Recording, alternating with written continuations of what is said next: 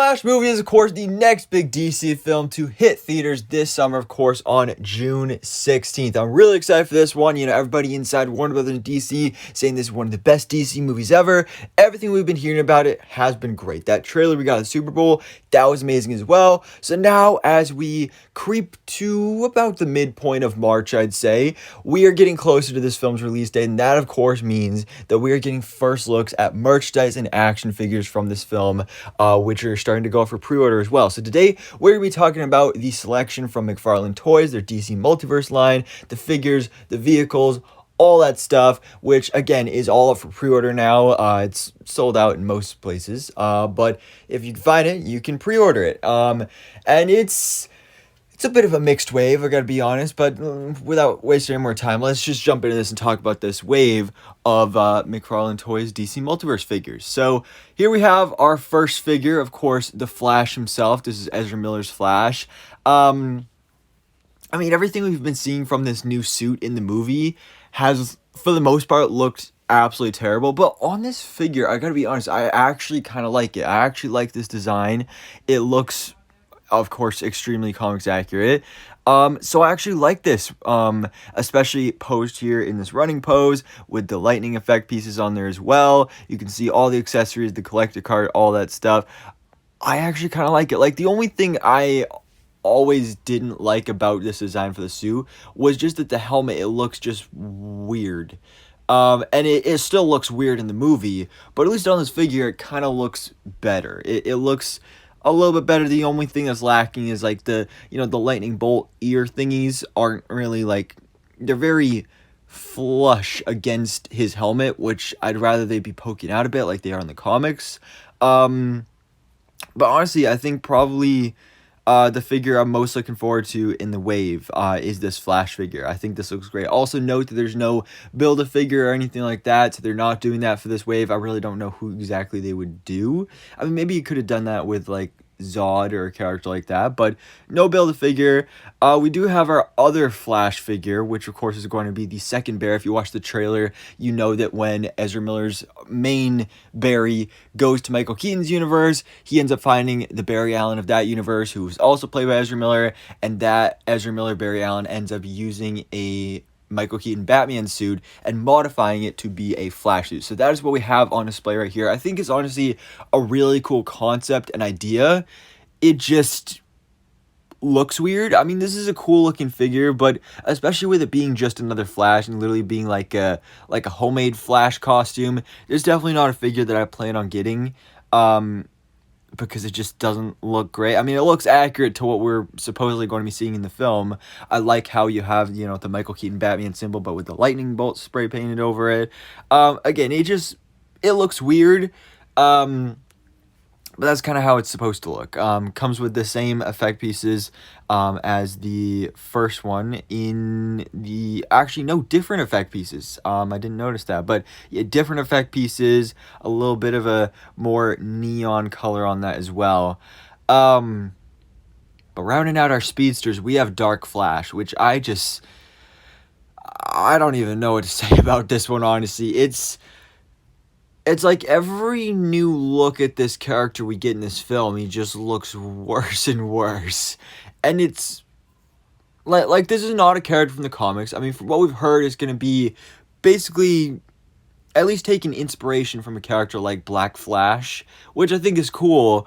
But if you're going to do that, why not just do Black Flash? Like, why did you have to create this new character that just looks like this random black spiky creature? Like, this doesn't really look like anything. I mean, it's a cool looking figure, but it just, as a design for like the main villain of the movie, supposedly, it seems like an odd choice. I just don't really get it.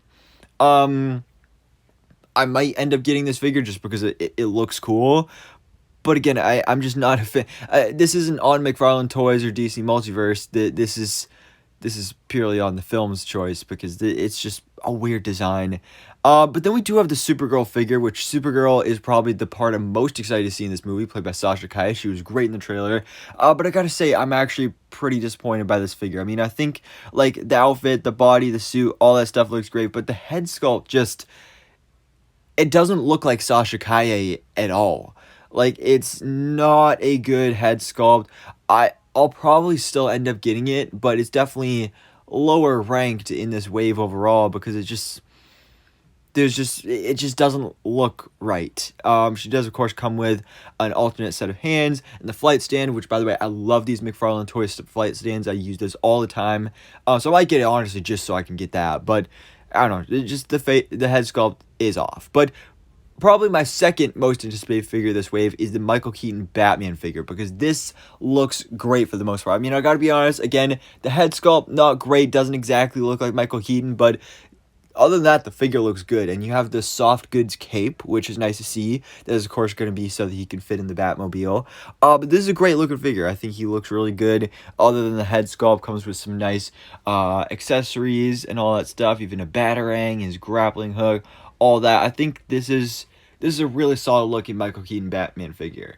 But this, of course, brings us to our Target exclusive, the gold label Michael Keaton Batman figure, which I still think is just so stupid that that's the thing that McFarlane Toys and DC Multiverse does, is that instead of, doing the customer appreciative, cost effective for us choice and just including an alternate head sculpt with the regular figure, no, they have to release a whole entire separate figure just so you can get the unmasked head sculpt, and especially one that doesn't even really look that good. Like you get hints of that looking like Michael Keaton, but at the same time it just doesn't look like Michael Keaton.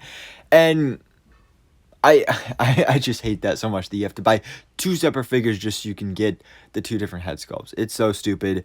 The figure looks okay. Again, the head sculpt doesn't look great. And it looks weird, honestly, seeing the Michael Keaton Batman suit, but him not wearing the mask. But then we do have Ben Affleck's Batman as well, which I think is the worst looking figure this whole wave. It looks nothing like Ben Affleck. The suit looks very bulky and just random and just too over-designed and all that stuff. And I'm really disappointed in this, especially because we saw in the trailer that Ben Affleck's Batman, at least at one point, is going to be wearing a comics-accurate blue and gray costume.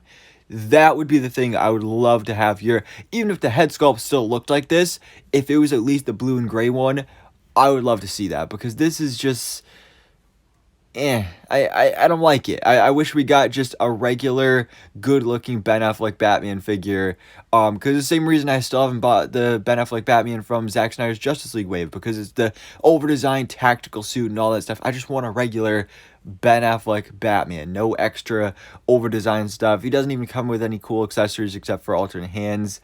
Just a big old meh on that one. That of course brings us to the vehicles. We have the Batcycle for Ben Affleck's Batman. That's cool. That's all right, I guess. The Batmobile is definitely the highlight of these vehicles, and I personally don't plan on getting it because it's like $250 or something like that. I just can't afford. I mean, realistically, I can't afford it. I just think it's stupid to pay that much for something like this. Especially, I don't think they even have room for this thing. Like, this thing is huge because it, of course, it's to scale so that the 7-inch McFarlane Toys DC Multiverse Michael Keaton Batman figure can sit in the cockpit here, which I think is awesome. That's great. The design looks really great. The sculpting, all this stuff. It's a great looking design. Again, I'm just not paying that much for something like this. They also have the Batwing as well, which is also quite expensive. It's a McFarlane Toys store exclusive. Also don't plan on getting that. This one, I feel like the design is a little bit lacking. It just looks different than it did in the 1989 movie. So, yeah. But overall, I mean, like I said, it's a mixed wave. There's some highlights. I like the Michael Keaton Batman. I like the Ezra Miller Flash. And then there's some low points, like that Sasha Calle Supergirl head sculpt and the Barry 2 and just that terrible looking Ben Affleck Batman. But anyways, guys, let me know your thoughts in the comments below. Which of these figures is your favorite? Which do you plan on getting? Have you pre-ordered any? And are there any other figures from this movie that you want to be made in the future as well? So thanks so much for watching. Please drop a like if you enjoyed this video and hit the subscribe button so I keep you up to date on everything goes on in the DC life.